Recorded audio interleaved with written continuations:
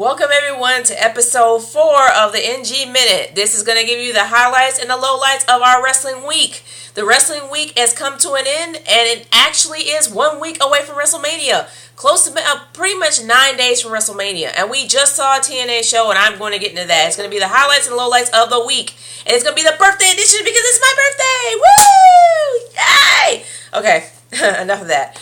But let's get started with Raw, shall we?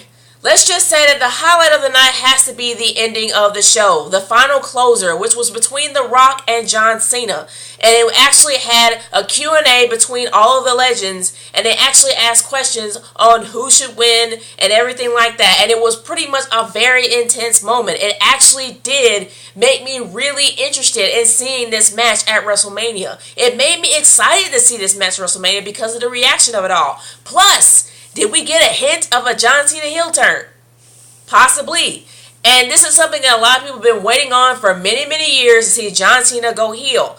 But let's face it, I really would rather see him as a frustrated face than a heel, because even though him turning heel, he would not go completely dark.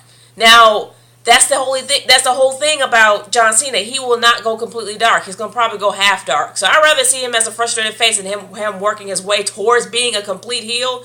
But it would really be nice for him to go heel on The Rock. I love The Rock, but come on. The Rock, he can be face or heel, but people will love him. But I really would think it'll bring more of an edge if John Cena is actually heel at this point. And honestly, I wouldn't be surprised if he drops the belt at WrestleMania because he has other things to do and other movies to promote. But anyway, let's go on to the low light of the night, shall we? And don't pay any attention to those guys. They are constantly barking all the time. But let's go into the low light of the night. And I have to say that it is CM Punk and The Undertaker's opener. Now, a lot of people are going to disagree with me. A lot of people are going to probably say, oh, I think it was actual great promoting the feud. But let's face it, it just seems like that CM Punk is getting in where he fits in. And he doesn't fit in at all in this feud. And I've noticed that when I watched the show. And this is probably another video at another time, but I did not like that segment because it just felt unnatural. It did not feel normal. It felt pressed. It felt like it was something that had to happen. But it just didn't feel right. And that was pretty much the low light of the night for me when I watched Raw. Now let's go on to TNA. What else can I say about TNA? TNA was somewhat of a dull show. I really was not interested in it at all. The fact that the Aces and Eights once again got their butts handed to them and looked like complete pansies, it's just annoying to me. These guys are supposed to be an ultimate faction.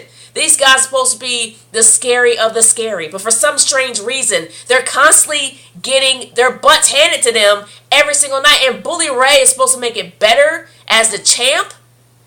He's not making any changes. And I would love for them to actually try to bring it up at Slammaversary. But who knows what's going to happen.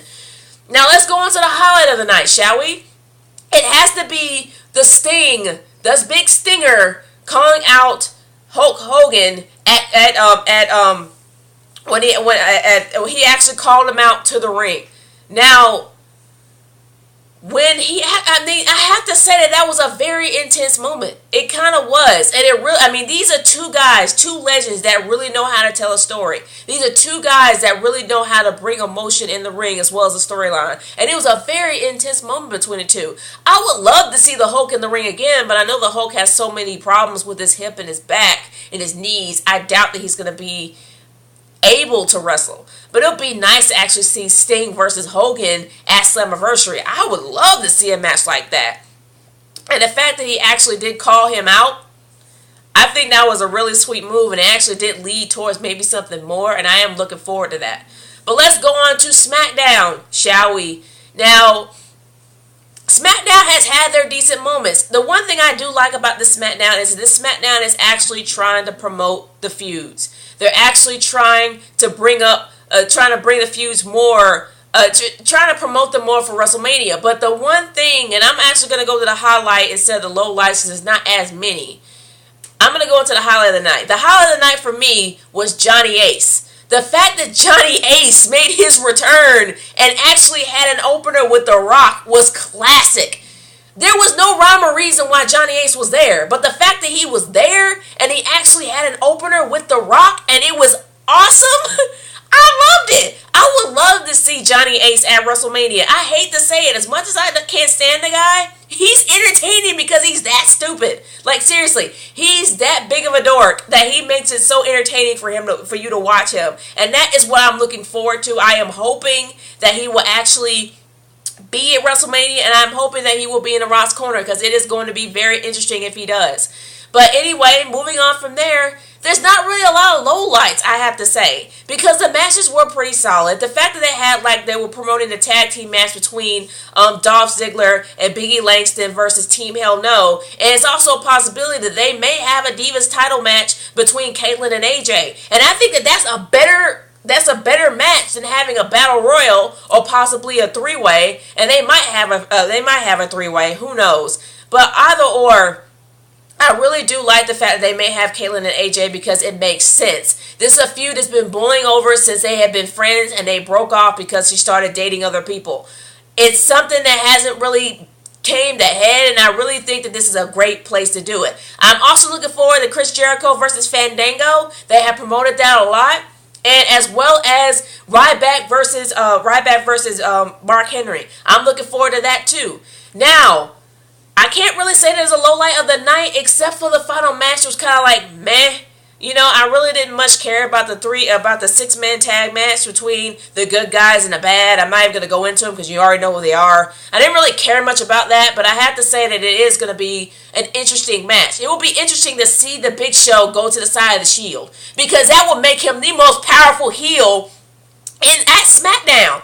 He would really be very powerful if he joined the Shield. But then it wouldn't make any sense for them to add a fourth member. But if you think about it, if the Big Show actually did join the Shield, it would make him more powerful than anyone in wrestling in the WWE history, except for the Nexus. Now the Nexus were pretty powerful, and he would beat CM Punk by a mile. But I would have to say at this point, him being a giant and a giant heel with the Shield is something I would love to see.